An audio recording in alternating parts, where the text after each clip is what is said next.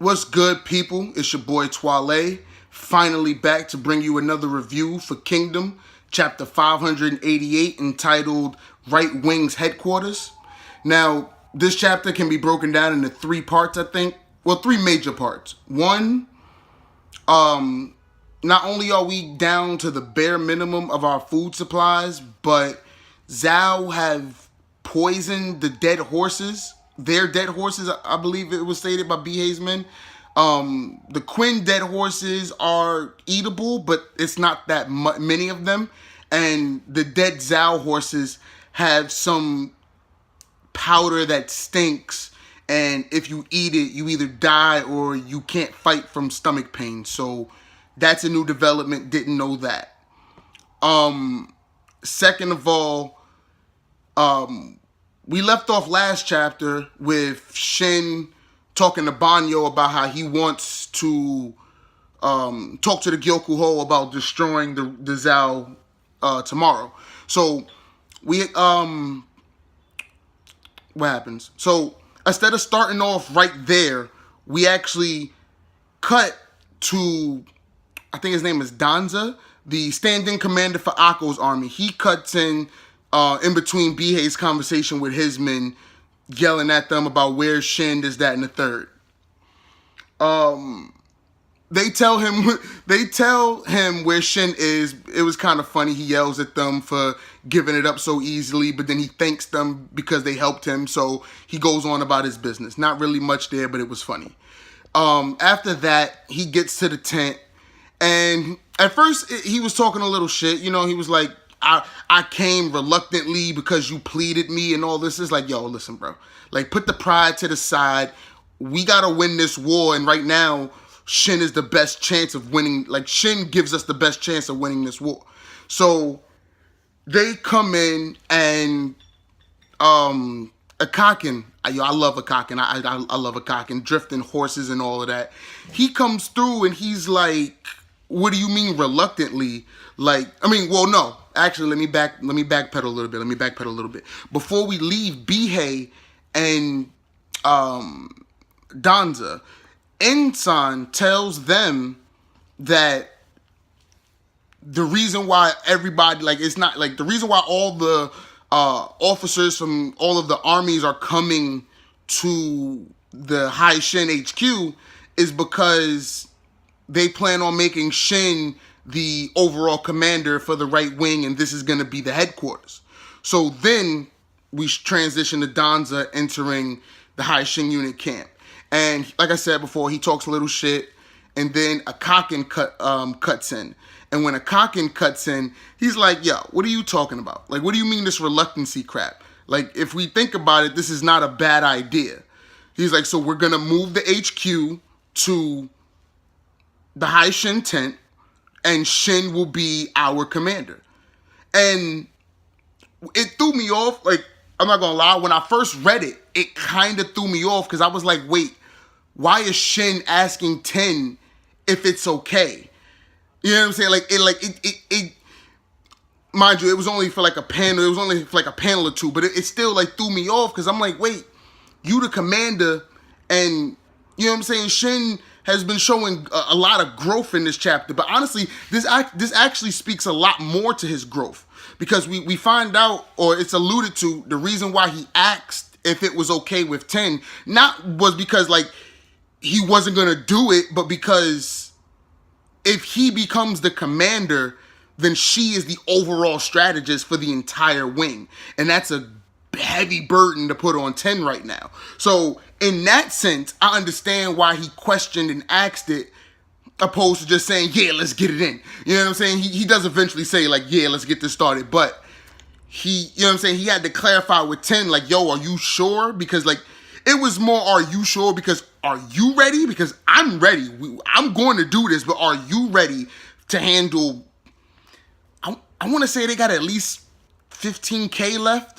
At least, honestly, we need a numbers update, but I want to say that the Quinn side has at least 10 to 15K left, give or take, you know what I'm saying, 2,000 or 3,000. But then we switch over to Osen's camp, And they're getting the report that Uhon is alive, but he's not conscious, similar to the state that Akko's in right now, and that one of the lieutenants of the High Shin unit is treating his wounds.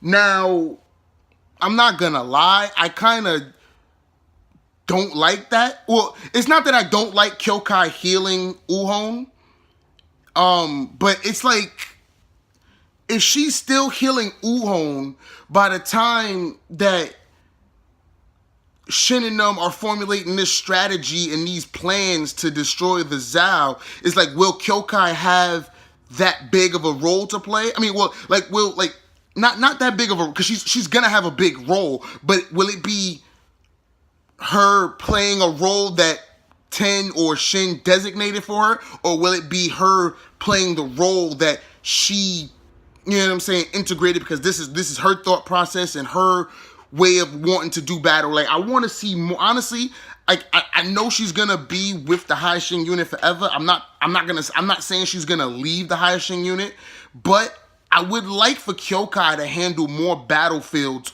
on her own. And what I mean by that is, like, when Shin,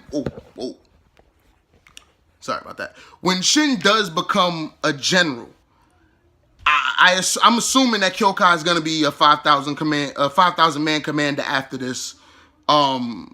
Most likely, definitely, maybe a general. No, because she has to be below Shin. So she's definitely gonna make 5,000 commander off of this.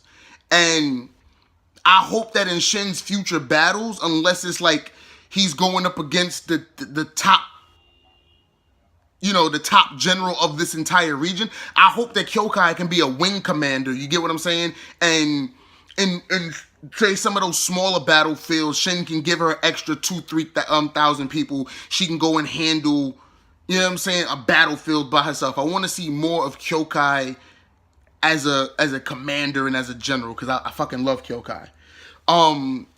Then we also have them reporting to Osen about them making shit about them switching the HQ to the High Shin unit, and them making Shin the commander without Osen's approval. And Osen's only response was, "Ho." Like, I don't know if that was a good, like, yeah, or if that was like a or if that was like a Like, he just said HOH, and I'm like, does he approve, or does he not approve? Well, I figured, I'm guessing if he doesn't approve, then he'll send a messenger and tell them, you know what I'm saying, not to. Well, I mean, there's really no choice now. Like, he probably wouldn't send a messenger and tell him not to do it, but it's still the fact that it's like, he didn't have much to say. So, you know what I'm saying, that's that.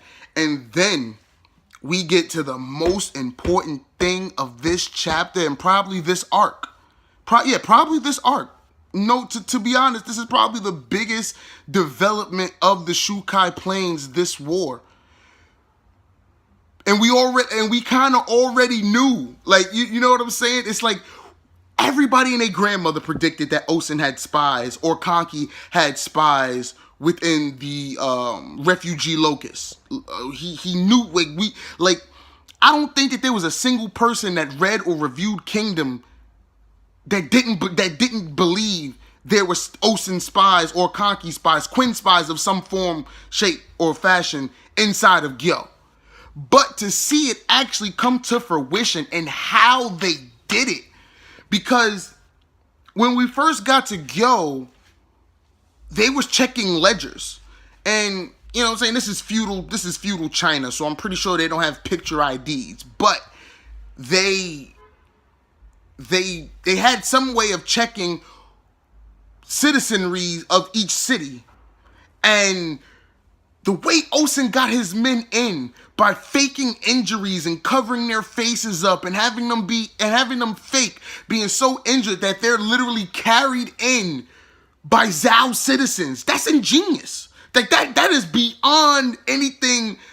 Like, I didn't think that's how they were going to do it. That is beyond anything I could have thought of.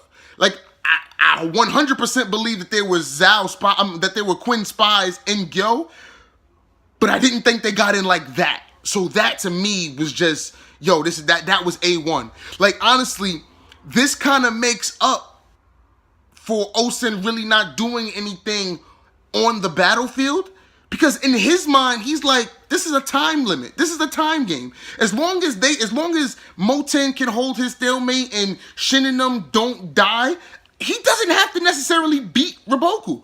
He can literally stall out, say, 15 days, 14 days, however long it takes. His spies do their thing. They open up the city for Kanki. We get the smoke signal. He retreats. Again, without ever... Yo, this is another war that Osen might win without ever having to commit his main army. He did it at Sanyo against Renpa, and now he's about to do it against Raboku at the Shukai Plains. This man, Osen is a beast. I'm not gonna lie. Osen is a beast. I'm just like, yo, like... Because this is what has me so awestruck. I knew it was coming. But how it happened still surprised me. Like that, like you gotta understand, like that is crazy. Like when you know something is coming, you like, yeah, bro, I know it's coming. It's gonna be here. It's gonna be here. It's gonna be here. Oh shit, it's here. Like you, like what? Yo, like, Osen for the win, man. This is your boy Twale. Peace.